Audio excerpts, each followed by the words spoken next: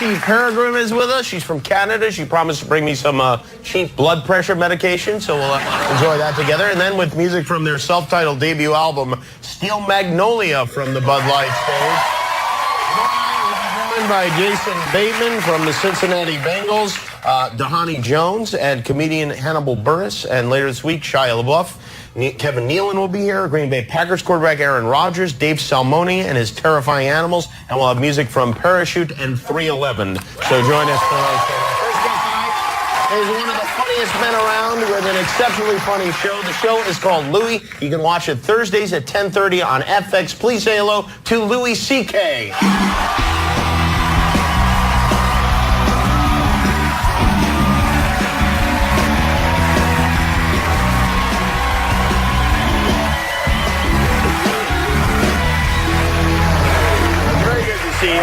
Nice to see you. Really good. It's been a while. I haven't seen you in a long time. It has been a long time. You're a much thinner fellow than you were before. Don't get used to it. No?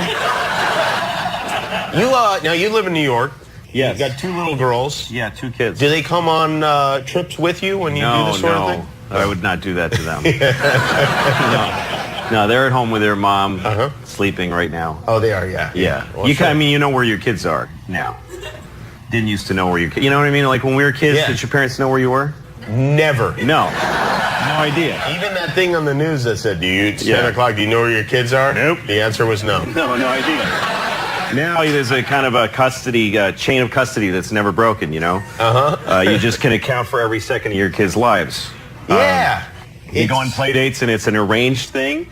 And they go, you drop them off, and you wait. You know, you take them to soccer games. And it's empowering, yay! And then you take them home. It's all rearranged. You're right. It is more. I wonder why that is. The people that like to have throw kids in the garbage and stuff like that. Hit them and break their bones. But anyway, that's not important right now. But because when we were kids, it wasn't like that. Oh no, those people were around. They weren't on. There was no Nancy Grace. So now there's somebody there to remind you of it a lot. So folks watch their kids more. I mean, it's not a new thing. When you were a kid, you'd just be running. You'd run around the neighborhood, right? Well, I have my kids go on play dates, and I know I have a relationship with the parents. I know who the kids are. They've been to my house. I've been to their house. I was just a kid walking around town. I was like 8 years old, younger than my daughter, and I was just walking around, just a dude in town. And I would go to Greg's house, my friend Greg, and my mother never met Greg. No idea who he is. Certainly never met his dad or whoever the dude was. I don't know who it was. When I went to Greg's house, I'd knock on the door, and this guy would come, and he always wearing, like, I don't know, some kind of weird top that looked a little womany. And Hanes, he always had a Snoopy glass with gin in it. And just Hanes briefs that were fighting, and then there was always a little brown spot on the front. Yes. So I was 7 years old contemplating, does this guy poop out of his penis? Like what? Those are the kind of things that I had to think about. That's Greg's dad for you. Yes. I mean, you didn't have, were you a bad kid? I wasn't a bad kid, but I got in trouble because I just was alone and I just, I got into stealing tampons. For profit? No, I didn't make a dime. Well, how would this work? I hesitate to ask, but how would this work? No, I was 8 years old, and I just went into a CVS one day because I just roamed store aisles, and I was looking at the tampons, and I was sort of staring at them with this. I knew there was something dirty about them, but I didn't know what they were. Staring, and I picked one up. I got the gall to pick one up, and I'm looking at this box of tampons, and someone came around the corner, so I put it in my jacket, and now I have stolen them. Yeah. Because if I take them out, someone saw that I had them in my jacket. In my head, I'm like, that's it. They're in there. I can't. So I left, and I had sweat on my face. And I just went home, and I threw them under my bed. And I'm eating dinner. Like, everybody knows I have tampons under my bed. And so it was a terrible, stressful experience, which I then repeated every day. 2 months. What? I'd go back, and I'd just do the whole cycle. I just kept doing it. And no, I never got caught. I mean, they probably saw me, but the guy's like, I'm not confronting the kid who takes the tampon. I'll pay for him out of my check before I live that moment. I'm not asking that little pervert what he's doing with those. Yeah, there's something wrong with that boy. Something's really wrong with him. And how did it end? Well, they kept going under my bed, and I just tried not to think about him. And then one day I looked, and they were just gone. They just were gone, and my mom never said anything. She must have been cleaning up, and she was like, what what is this? This is crazy. Wow, that's... I don't know, maybe she used them for like 10 years. I don't know. I mean, would she throw them away? You might as well. In those days, you don't waste. Maybe I contributed to the family a little bit, you know? Maybe I kept my mom in cheap tampons for a few years. I don't know. Are your kids unusual like that? Or, No. Are you, as the weird father, are you a weird father to them? No, or? I mean, I've tried to make up for it, but it's a little too late. Like, I think I had kids a little too late and a little too fat in life, you know? You gotta... What do you mean by that? Well, you should be a young, healthy dad. Uh-huh. You should be a 26-year-old father in a tight T-shirt going, whoa, I'm gonna get you, you know, one of those guys. That's what kids have coming. Uh-huh. And I'm not that. Don't do that. No, I take them to the park and I just run them like dogs. You got 20 minutes. I just watch them run. I stand there breathing like Tony Soprano and watching them run. And Daddy, chase us. If someone grabs you, maybe I'll chase them. But otherwise, grow up sad. And there's just, I have a lot of physical limitations that keep me from being a good dad. Like, I'm always in a 48-hour window of diarrhea. That either I'll be having or have had diarrhea within 48 hours. Somewhere I'm on the timeline of my life and the diarrhea. And depending on where I am in that window dictates how far from my house I'm willing to venture. I see. How far a radius. Yeah, right. You're Otherwise, tethered in yeah, a way. yes. It's like having an ankle bracelet in a different kind of way. Because otherwise, I'm having diarrhea in a public restroom with my kids standing there watching me because they're little. I can't leave them out by themselves. So they're standing there. Daddy, I don't want to. Sorry, honey, you want to go to the aquarium? This is what happened. I said, let's go to get the newspaper and come home, but you wanted to get fancy, so you get to watch me pee out of my ass for 2 hours. Well, it's fun with the kids. The memories. Yeah.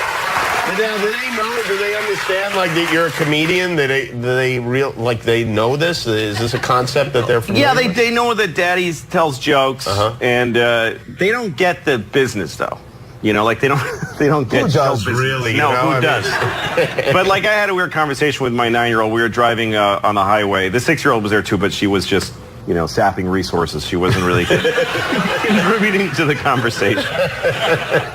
We passed by a cruise ship.